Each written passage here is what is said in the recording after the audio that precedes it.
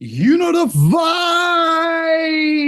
Oh, it's been a while since I've said that. Welcome back to the Hoop Genius podcast, brought to you by NBA 2K24. We've missed you. BJ, been missing you as well, my brother. Did you have a nice Yeah, little trip? yeah, just little family time. So it's all good, and I appreciate it. I missed everyone, and we're back. We're back. Yes. Shout out to everyone who sent me a message wondering where the podcast is. Don't worry. BJ took a little recharging time, so he's ready and on top form for the NBA playoffs, which are here very soon. But in the meantime, it's my favorite time of the week. We're going to be answering your questions. And as always, this show is brought to you by our wonderful friends at NBA 2K24. And while BJ was away, I racked up so many hours on NBA 2K24. I've been playing in the rec. BJ, in real life, I'm about the same height as you. But in NBA 2K, I finally get to live my dreams of being 7'2". Okay, So I've been trying to grab every okay. rebound, You block and every Wimby, shot. you and Wimby, Yeah, huh? You yes, and sir. okay, Yes, sir. I all played a right, career game against him and I cooked him. I'm the rookie of okay. the year. I'm the rookie of the year in my world. But we got some questions about the real NBA we're going to answer today. The first one comes in from VTech Genie. He says, I don't seem to understand why it's necessary for injured players to be present at games. Is it mandatory or part of an NBA player's contract? Also, some players don't seem to follow this rule because I don't seem to have cited Embiid during his injury. Now, my understanding of that is that it's not mandatory for injured players to join teams on games on the road, but at home they should be at the game unless they're rehabbing away from the team. BJ, what's the ruling on this issue? Well, a lot of times, Mo, it's kind of one of those unwritten rules. You want to be around as much as you possibly can. And if you're capable of being around, right, meaning you don't have a knee injury, you don't want people walking on an injured knee or injured ankle or an Torn injured Achilles toe, and yeah, something like that. So, it's just a matter of keeping people engaged. The thing, Mo, is I don't know if you've ever had a injury where you had to be out for a I've substantial had amount of way time. too many to count. Mo, you want to keep people engaged, and you want to keep people in the team framework. So I always thought it was a good thing when you have an injury to be around as much as you can, support your team, not just physically, but emotionally, spiritually. You want to be around and give those guys all the support, even though you may not get out there. So it's kind of one of those things where you hear this word culture and you want to bring team camaraderie and all those things. So I always think now, and I thought it back then, that it was a good thing to have your teammates around as much as they can, as much as they're capable of being around, especially when they're injured. But if you have a lower extremity injury, it's really tough to get around because you want to stay off of that as much as you can. Absolutely. Missy B says that her days are really lonely without the Hoop Genius episodes. Missy, we missed you too. Don't worry, we're back. We're Yes. back in full force. Freddie K wants to know what was BJ's favorite championship out of the three he won. Love the podcast, guys. Well, BJ, can I guess what your answer will be? Yes, you may. I believe BJ will have either one or two answers. Either he'll say he can't pick between the three, or he'll say it was the first one that he won. BJ, which one Yeah. was your favorite? Without question was the first. And you didn't know what to expect. You didn't know how to react. You didn't know how to act. You didn't even know what was going on. It was just a blur. Okay. It was just like we won one game and we won two games, and it was still like, wow, we're two games away from maybe winning a championship. And then you won a third game, and it was like, okay, well, how does it feel? And then I just remember us not knowing how to close it out because we didn't know how that was we didn't know how to feel about it. It was just a first. Everything was a Mm-hmm. first. And I Mm-hmm. remember the celebration. It was awkward because we didn't know whether to smile, cry, be happy, congratulate each other. It was just you didn't want it to end. I just remember, but we were on such a run, on such an emotional high that we didn't want the game to end. It's like you didn't want the season to end. It's like I remember one of the things I vividly remember is winning the championship in LA, going back home to Chicago, and then the following day, we get to the airport and people were there to greet us, and that was great. And I remember they put the water over the plane. They gave us an amazing celebration at the airport. And I remember, Mo, I was really sad I didn't have practice. So I didn't really know what to do. Like, Mo, so it's like June and I didn't know what to do. I was like, well, the celebration wasn't until like 2 or 3 days later. So, Mo, it was like a Head day to or two Vegas, where, my brother. Head to Vegas. no, Mo, it was like, it was just, it was just odd. Like there was no practice. I wasn't around the guys. I wasn't on the bus. It was just, I remember thinking of sitting in my apartment, like all by myself, like, what am I going to do with myself? I don't have anywhere to go right now. So, Well, I remember what I did. I remember what I did. I went to the gym. I just went to the gym. That's a championship mentality. No, I went to the gym and played like pickup with some guys. Like I didn't know what to do with myself because I was like I had played all this, you play, it was just such a long season. And it was like mid-June and it was like, well, what else am I going to do? So I went to the gym and played pickup and until the parade. So that was my post-game celebration. But I remember it was a great time. But it was really sad when it ended because, I mean, Mo, it was like you were the best and you didn't want to stop. So it was a great feeling. I respect it. Tommy wants to know, how can teams like OKC and the Rockets be rewarded for growing their young players instead of losing because of the tax? The best basketball podcast right now. Well, thank you very much, my friend. And they are rewarded by being able to offer players contracts with their bird rights. So if you draft a player, you can offer the player more years and a higher salary than any other team. The tax is unavoidable. This is a business at the end of the day. Right. And if you want to be the best, you got to pay the price, unfortunately, for some small markets. But I always have the philosophy, if you're gonna have an NBA team as an owner and you're not willing to pay the price to win, you don't deserve to win. Because why else would you sell the team to someone who wants to own the team, who's happy to pay those prices? Well, here is the thing when you're talking about the luxury tax, so forth, and now you have the first apron and the second apron and all that stuff, and we don't have time to get into that today. But I will say this, teams who draft well, they are rewarded. So, the Houston Rockets, thus far, they look like they have an opportunity to really retain those players. I mean, they've drafted, in my opinion, very well. Mm-hmm. Now, here's our favorite word, Mo. You talking about roster construction. Now they have to construct. Now they have to construct the team. They've drafted incredibly well. They've made a huge jump. Those players look like they're going to be really good players. Now you got to figure out which one you're going to begin to build around. That's the core of the work, right? Mm-hmm. You can draft good players. However, you got to draft the core players and then build around it and build around it under the financial constraints that your owner will put on the team in order to build their roster. And because you drafted them, you have the ability to trade them as well. If you don't want to pay them the salaries that they want. So it's one thing to draft well, but it's another thing to actually retain those players that you choose to retain and build around it in a successful manner. So I think the latest rendition of this has been the Golden State Warriors.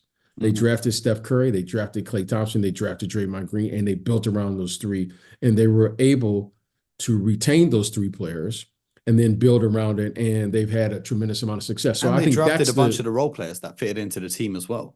Yeah, so when you draft Kevon Looney, you draft these guys, Harrison Barnes, even on the most recent ones, you had Jordan Poole and Moody and Kuminga all making contributions towards that championship. Right.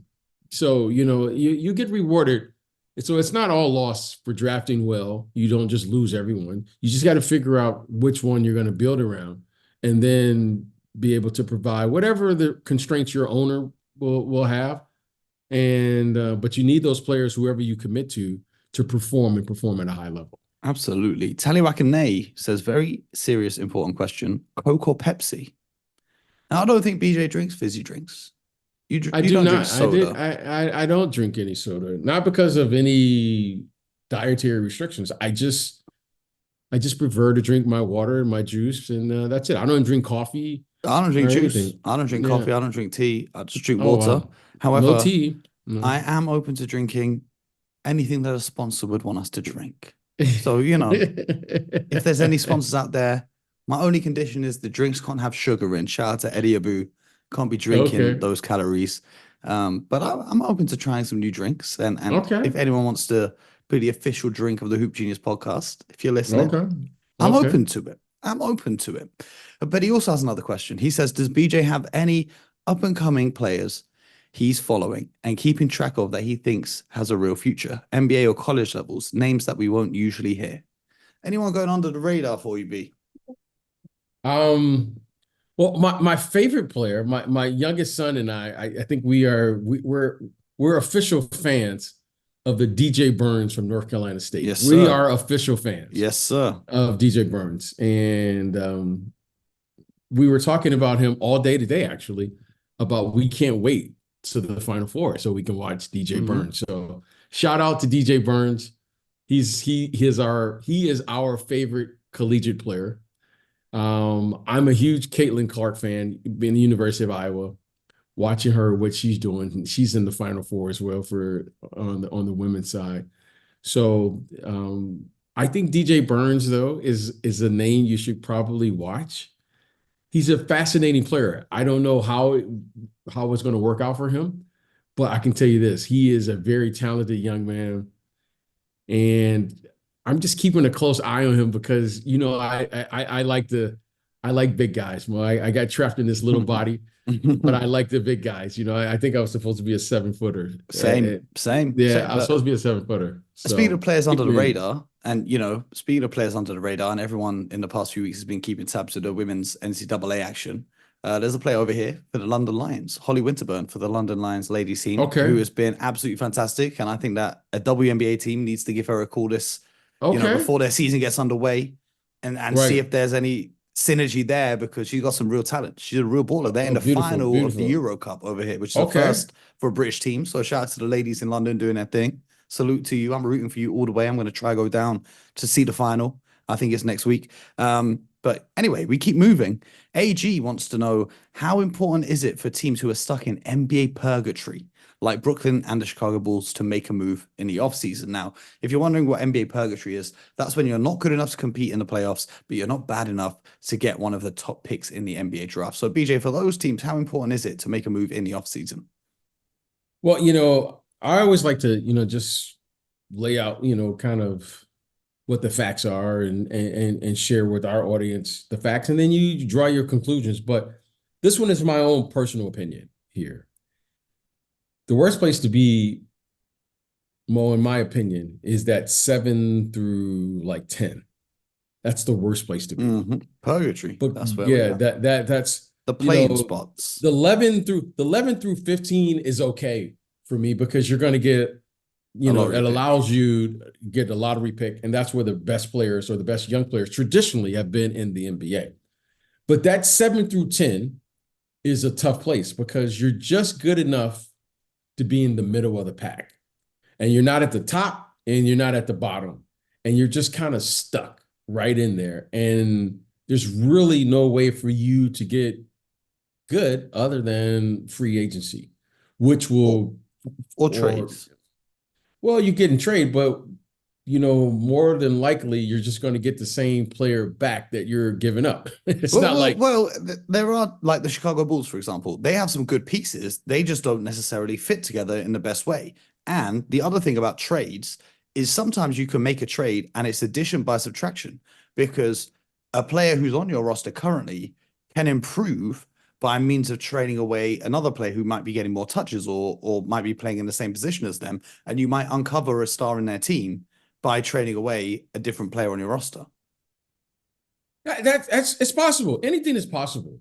However, when you get those unlikely contributions, like for instance, Tyrese Halliburton, I think we all thought he was going to be a pretty good player. Did we think he was going to be a player that was going to be starting in the All-Star game? I didn't see that this soon. I mean, since the All-Star game, he might have come back. Yeah, that's what I'm saying. I didn't. But sometimes you get those unexpected players who just blossom, right? They blossom, and all of a sudden now it turns your organization around. Again, I just don't like to be in that 7 through 10. I want to be at the top. or I want to be able to say, okay, here's where we're at. Let's take a great look at what we have here, and then be able to build, from the draft, because the players or the teams that draft well, they are rewarded. That's just the way the system is set up. You get a free agent now that puts you into the salary, into all of those, puts you into the luxury tax, so forth and so on. So I just think the purgatory that we're talking about here is the middle of the pack. Right now, for instance, Chicago right now is a team that comes to mind, right? They have a max player, and your max player, and I'm not saying Zach LaVine's not a max player. I'm saying he is a max player, but you need to be available. That's just what it is. And when your max player is not available or is not performing as a max player, it really puts the organization behind the 8 ball. And the Chicago Bulls come to mind because they have Zach LaVine is a really good player. You also have a really good player in DeMar DeRozan. However, how good are they when you start comparing them to the other players in their conference? When you start comparing them to Jason Tatum and Joel Embiid and all of the other players, Giannis and all those guys, now you start saying, are they somewhere at the very best 6?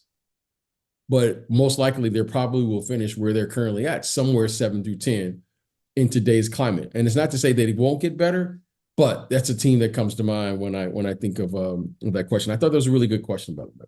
21K Wake says OKC look like they could potentially be the next team on the come up. What pieces, if any, do they need to achieve a championship? I think we've spoken about this a couple of times. They really need a 5 to put alongside Chet Holmgren, I believe. But aside from that, just keep developing the guys that you got, because they got some real talented players.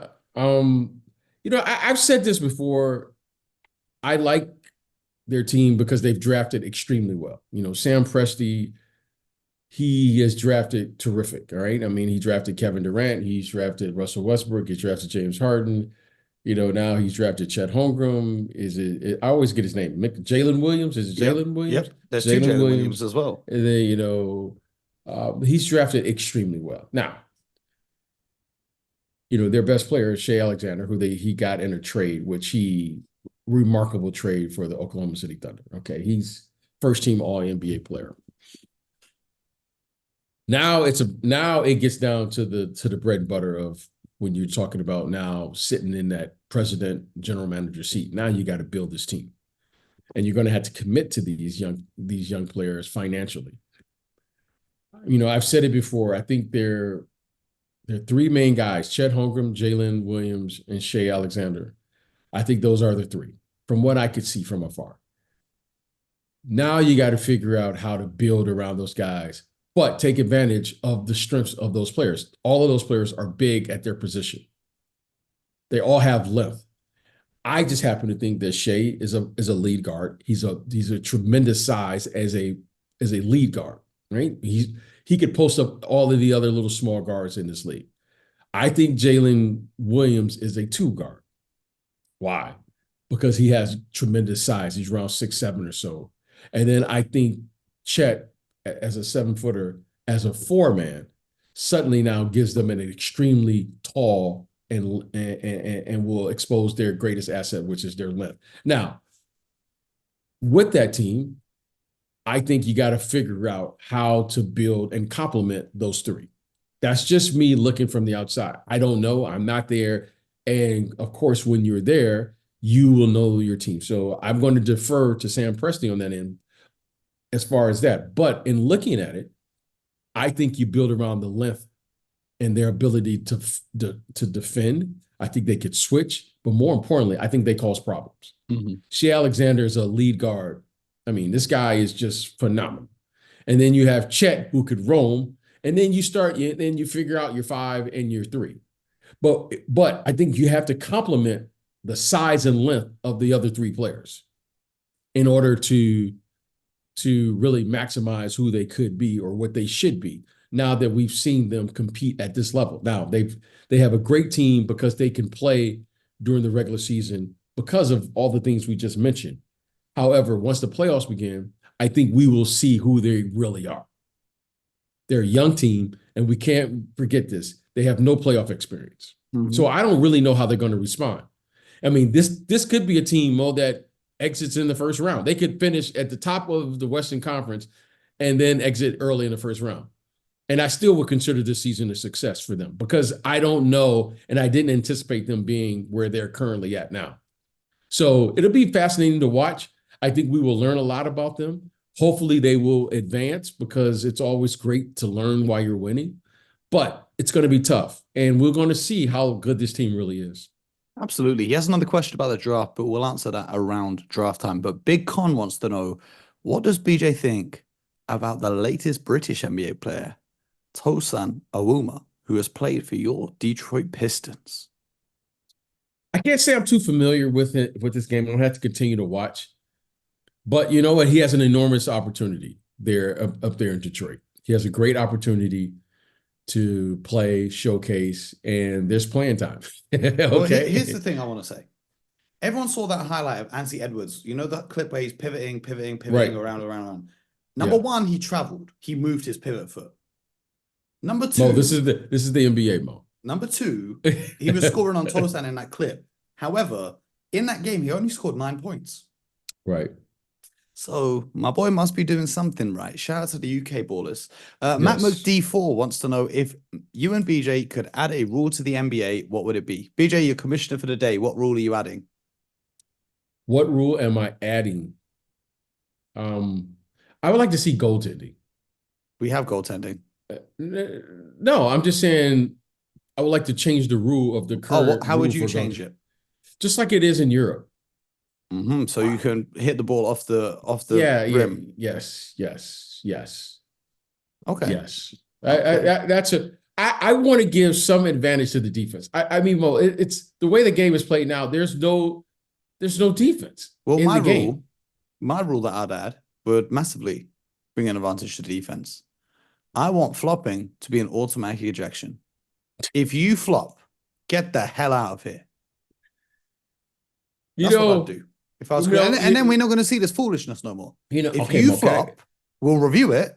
And if it's a flop, get the hell out of here. Okay. You know what? Okay, Mo, this is going to take me, because I'm glad this question came about, because when I watch the game and I try to watch it from the lens of saying, here's the game, and the game is just going to evolve, right? You know, you watch the guys in the 60s, and then you watch them in the set, and you just watch the game evolve. But you know what's been very significant as I've been watching the game, because I get really upset when I hear this generation, talk about the previous generation. And I always get upset when I hear the previous generation say, hey, talk about this generation. It's like, why? Like, why are we trying to? It's like, okay, let's just look at it for what it is. Yeah. You know what? You know what's really amazing when you watch the game, Mo? Okay, one, the rules have changed. Okay, so when you're making these comparisons, it's not really a comparison because the rules have changed. So the game in the 80s and the 90s is a totally different game than what you're watching now. But you know what's really significant is the refereeing has really changed. Mm-hmm. And you know what? I was watching this highlight of Allen Iverson. And it was amazing for me to watch it. And the reason what made me watch it more was because my youngest son now, he wants to learn how to dribble. And we were doing, he's 8. So, we're just doing the basic ball handling dribbling. He just wants to learn how to dribble. And he was at basketball camp and he was showing me here and he wanted to practice and doing these things. But then I was watching Allen Iverson dribble and I thought, what an advantage it was to be able to kind of carry the ball when you're dribbling. Mm-hmm. So I started watching Allen Iverson, and then I went and watched the Dallas Mavericks, and I said, wow, Kyrie, he carries the ball. And then I went and watched Jamal Crawford. I was like, that's about the time it really started changing, when Jamal Crawford and these guys kind of got in. And then I started watching Tim Hardaway, and I was like, oh, wow, he was dribbling on top of the ball. And then I was just watching all of the players, and I thought, Mo, to myself, if you could carry the ball like the guards do today, that's a huge advantage when you're Mhm. playing. I'm not Mhm. saying it's right. I'm not saying it's wrong. I'm just saying, Mo, the previous generation wasn't allowed to play that way because of the refereeing of the game. The biggest change has been the interpretation of the rules of the game, Mo. Like carrying, you'll see it called every now and then. But Mo, you weren't allowed to do that in the previous generations. And how different would it be if you were able to play carrying the ball? Mhm. By the rules of that era, that was a carry. Now, the referees, Mo, now I want to start talking to the referees because I want to know how did the interpretation of just that one action that changed the game probably more than anything. And if you were allowed to do how these guys are doing, like Bo, of course you can do things that you couldn't do because you weren't allowed to do that just by the rules themselves. So, I think the referees, Mo, I want to get the referees on the show because Mhm. how did that happen? Like, I don't remember it being like a thing like we're just not gonna carry it, but it just I remember one of those. It kind of gradually that was just kind of how it evolved. Where suddenly now, when you watch like for instance Luka Doncic, like no one was allowed to dribble that way. Yeah. The game has changed. The The game, game has the changed. game. That's what we can say. What? I don't know if the game has changed. I think the interpretation and how we enforce the rules have changed. Mm. I think the players have always pushed the limits of the rules, but it's just like Akeem Olajuwon. Like you couldn't call travel on him every time. Mm. Reggie Miller It's like I saw a clip of Dominic Wilkins do Euro step and they called him for a travel. travel, And now every time down, you're going to see a guy try Euro. you know what I Like, mean? okay. Like Ginobili. I was just thinking, like, God, Ginobili probably would have gotten away with that in that era. The Euro step. Yep. I mean, they're just things, you know what I mean? When AI came in with the crossover, I remember vividly every coach said that was a carry when he came in with that because that was a huge advantage, So that would be interesting to just, listen, that's the way it is. And I'm cool with that. However, I think the interpretation of the rules and how they are called really, I think it gives some players an advantage and some players, it puts them at a disadvantage. And I think the defense currently now is at a disadvantage in the way the rules are called today. Mm-hmm. And that's good for the offense. I mean, that's awesome for the offense. Mando wants to know which 5 current players would you love to see in a horse contest? In a horse? Yeah, because the other day we saw Steph and Luka shooting from half court before the game in their warm up. So I think Steph and Luka definitely, they 100% have to be in, and Kevin Durant as well. Yeah, I think KD would fit in with I think that. the Joker as well. Yeah, because he loves horses. He has to be in the horse contest. I think those 3 for sure. What, Steph, Luka, KD? I got Jokic, and then I think maybe Trey would have to be in, I guess. Trae Young, yes. Trae Young Dame, for sure. Maybe.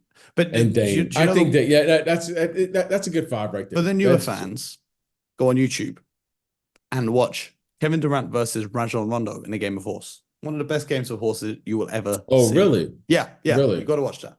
I think KD, Luka, Steph, Dame, and Trae Young. That would be interesting, actually. Got to throw the big fella in, man. You can't have horse without Jokic, man. Come on. You know what? I would watch that at All-Star Weekend. I really would. That's what I'm thinking. I would watch that. Absolutely. I would watch that. Absolutely. Pierce McGlinchey wants to know, are you a fan of the playing games, or do you think it should go back to the top 8 seeds automatically going through? Well, I'm going to go against my.